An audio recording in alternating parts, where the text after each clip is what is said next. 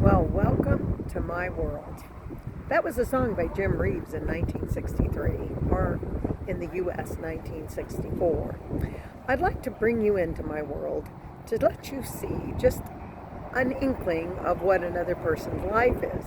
Now, my life might not be as bad as yours, and yours might not be as bad as mine, but we've had an interesting week. It started out with vacation, and that was all good. We headed out to the beaches of Texas, which were open to the public, and took the child for a much necessary break.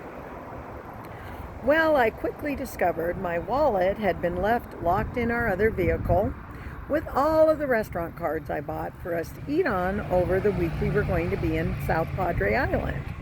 Okay, first mistake, first struggle. Next hit me on Sunday, literally. I was in the Gulf Ocean with my child, and by the way, the Gulf is really nice because it's warm, unlike California that's freezing, and the beaches there were really nice. Until the wave hit me from the back and took my $300 glasses away to be somewhere in the Gulf of Mexico. Well, needless to say, I was back on the phone with my ophthalmologist, or my optical dispenser, I love Don, and ordering a pair of glasses from him, but they were going to take 10 days. So on the phone to my wonderful friends, Ann and Tom, who so kindly went into my house and got my spare pair of glasses, because to be honest with you, the 350 readers we bought, and those are the strongest you can buy at CVS, only helped me to see farsighted. Couldn't read a thing. Drove my husband nuts. Who's talking to me? Read my text message. Read my private message.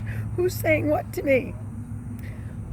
Well, this was Sunday. Monday came along, and it was pretty uneventful. I don't think anything bad happened, although I was blind all day, because without my glasses I'm legally blind, and with the readers I was partially legally blind.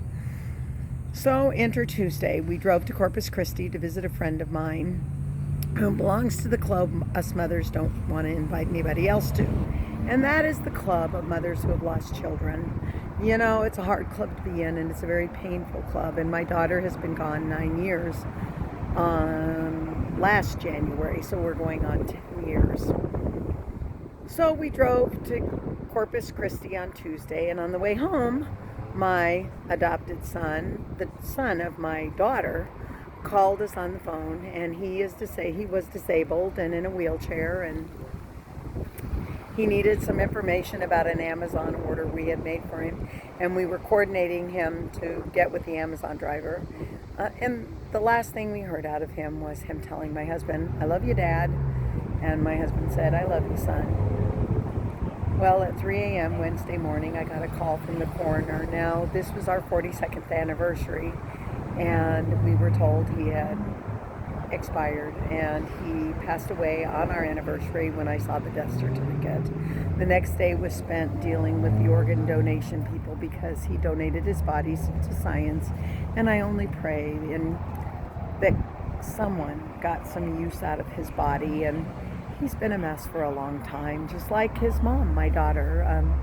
Both of them were quite messed up, and he was addicted to drugs, which was a wicked thing to live with, and he'd been shot, so he was in a wheelchair.